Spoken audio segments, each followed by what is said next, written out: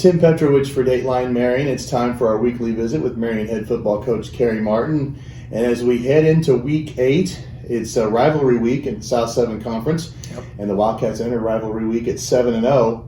And it's kind of following the footsteps of I think it was the 2010 team that was 7-0 at this point. And the big difference this week is that the game against Carbondale is a pretty important game. We'll talk about that in just a minute, but first we want to talk about last week's game. Okay. 44-7 win over Centralia. Coach, 14-7 at halftime. Yeah. Big second half for the Wildcats. It really was, and we struggled a little bit in the first half. I think they really came out and played us tough, and we thought their defense was awfully quick and really good up front. They gave us some problems, and we just had trouble getting offensive rhythm in the first half. And there were a lot of flags and a lot of stoppages and a lot of conferences with the opposing coaches by the officials, and just things that just seemed to delay the game over and over again. And I felt like in the second half things got back to maybe a little bit normal, and I think the offense began to gel and get some rhythm, and the defense made some big plays for us in crucial situations, and we got some momentum and rode that pretty much the whole second half. You talked about their defense being quick, and that was the thing I noticed when I was watching the game was they were really quick to the ball and quick to close up holes that your offensive line may have opened up, but they closed up quickly. And they do have quite a bit of talent on that team, and they've run into a tough streak. They won their first game; they've lost 6 in a row, but I don't think they are a 1-6 team. I think they're better than that. I agree, and I said that. I say that, and people look at you and roll their eyes like, well, that's coach speak, or the coach always thinks that he builds up every opponent. But it's the truth. I mean, I watched the film and I saw things on the film that I really liked, and defensively, I thought they were extremely aggressive, and they flew to the ball, and they were disruptive against anybody they played, whether it was Carbondale or Cahokia or whoever it was. So we knew we had to, get out early, and we didn't. We're in a first half battle with them, but we just told them at halftime, stay the course, and let's make some plays. Let's get a 2-touchdown lead out there early, and then our defense made some plays that allowed us to get the ball back and kept them from scoring, especially Frankie Horner's strip near the end zone. And those things helped, I think, really deflate them in the second half. And then they maybe start thinking about being 1-5, because I think they were believing early they had a shot. And you don't want to let an underdog hang around, because once you do, the longer they hang around, the more they start believing they can win the game. And I felt like we went into halftime with them still believing. We had to create some doubt in the third quarter. I think we did that. You talked about that play, the Frankie play, and it was on their first drive of the second half. You're up 14-7 at that point, and they had what seemingly was a touchdown. And I think if the kid actually winds up falling to the ground with the ball in his hands, he falls in the end zone. But Frankie got behind him, pulled the ball out, stripped it loose, and picked it up and brought it back to midfield. And that was the point where it seemed like the wind just went out of the sails of Centralia. I would say you're right. I felt like that was the big moment, because from there we score, and then we make another play on defense, and so just things kind of fell our way after that happened. And I think that's a big play by a senior on defense, and Frankie made what I would consider to be the play of the game. And that started a series of 4 consecutive possessions where you did score a touchdown and turned that 14-7 game into a 44-7 game.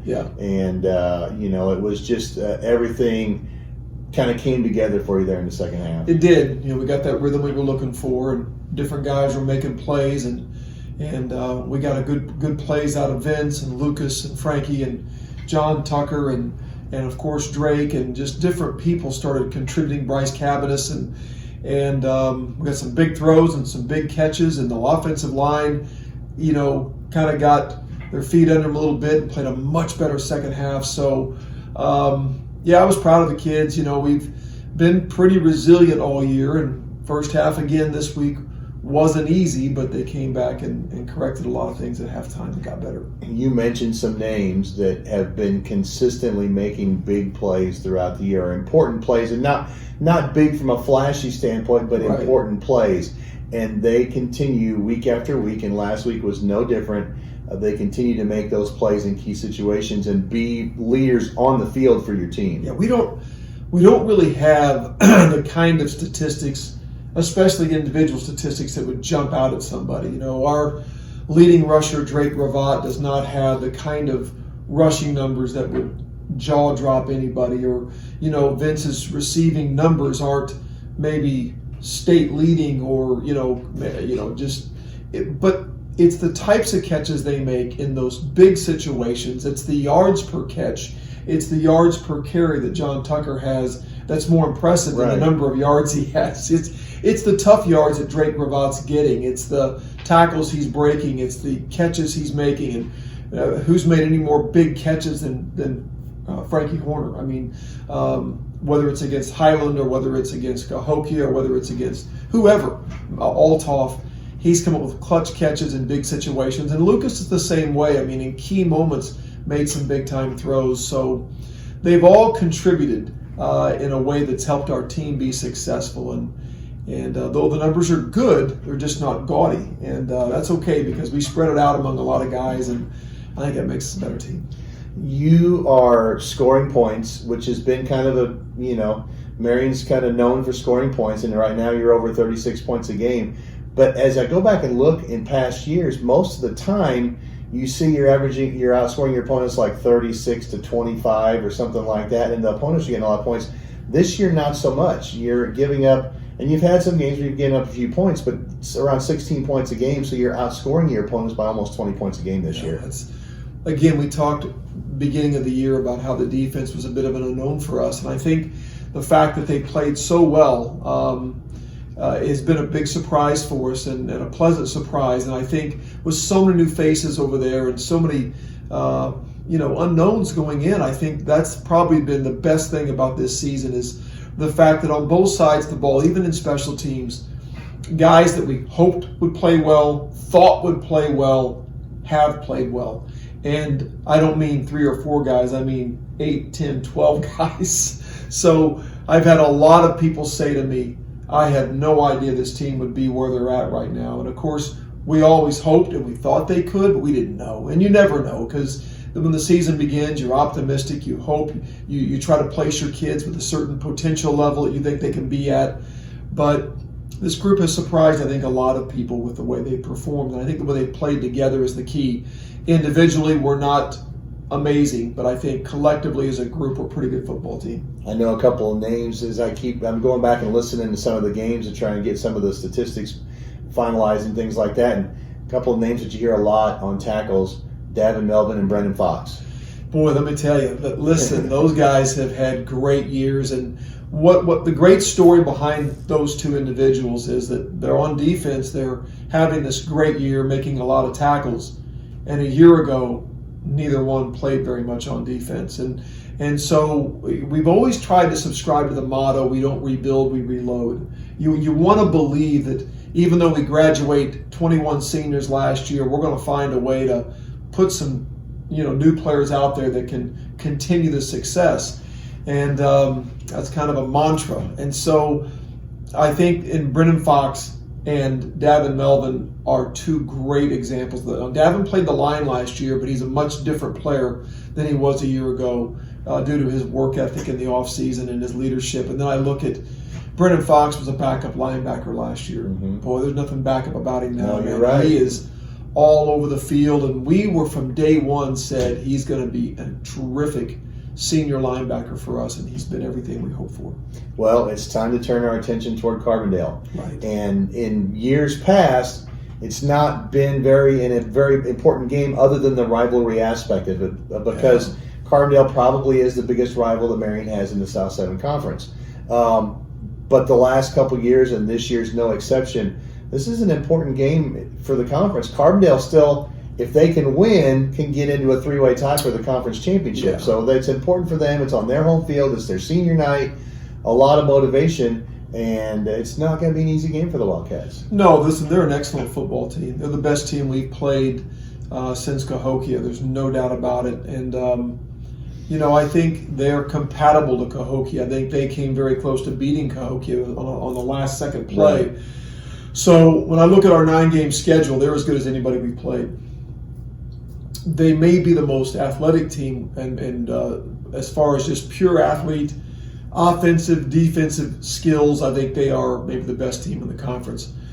But having said that, as far as our opponents are concerned, having said that, I think it's a big rivalry game. They want a piece of the conference title, and we don't want to share it with anybody. So Coach Lee has done a tremendous job in building that program to a consistent winner. And it took him some time, and he and I have shared a lot of discussions about that process that I went through here, that he went through there, and almost getting darker before it got better, and I think he's stuck with it. He's got the kids there believing, and boy, that's half the battle. And they're playing really good football, and he's got some really good assistants on his staff now, and I'm impressed by them. They're explosive, they're talented, they're fast, so it's going to be a great football game. They're kind of similar to Marion in the fact that they can produce some big plays. They've got some speedy receivers. They got a quarterback who can throw the ball over the field, and they can run the ball a little bit too, but they can make the big play. And I don't know, I haven't seen enough to know that, like your team has been able to put together some drives and drag out the clock a little bit at times. I don't know if they're capable of doing that, but big plays are going to be key in this game, I'm sure. We run similar style offenses. I think defensively there were some differences, but I think offensively we're very similar. But they have, as I said, like we do, they have some talented people in those skill spots. And I can't speak for Coach Lee, but I'm going to guess that, he graduated a good bunch of kids. And I'm wondering if he's not a bit surprised how well they played considering who he graduated, because he graduated some outstanding football players like we did. And I think for them as well as us, there's been a bit of an unknown coming into the season. You're hoping, but you don't know. And I think for me, I got to think he's a little pleasantly surprised that they have rebounded and bounced back. And like us, they've reloaded again and had another really, really solid season. I mean, I don't know if I can say they're better than last year's team, but I'm telling you right now, they're playing awfully good football.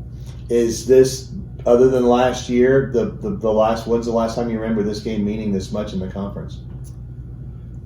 In my years here since 2002, I just think the last 2 years have had more meaning than any previous years I can remember. The Nick Hills year a few years ago was a pretty big season, pretty big ball game for us. We were battling for the conference, and so were they. So I can't exactly say, but it doesn't get any bigger than the last couple of years for sure.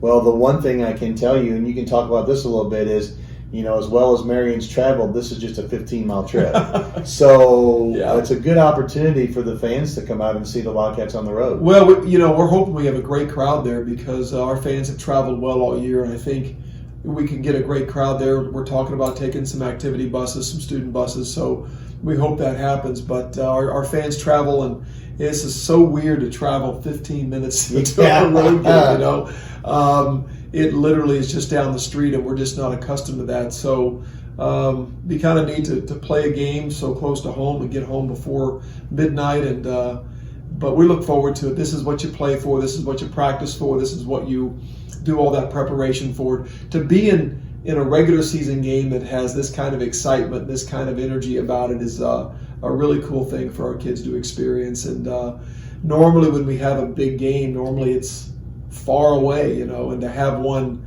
not at home but 15 minutes away is pretty cool. You mentioned after the game Friday night, sometimes the season gets to be a grind. Is it a game like this where it's a big rival and it's an important game that kind of maybe gives these kids a little bit of a second energy? Maybe. I hope so. I think to some extent we have felt like we were facing what they call trap games ever since Cahokia. I think Carbondale was always looming in the distance, week 8, and people were talking about it very early in the season.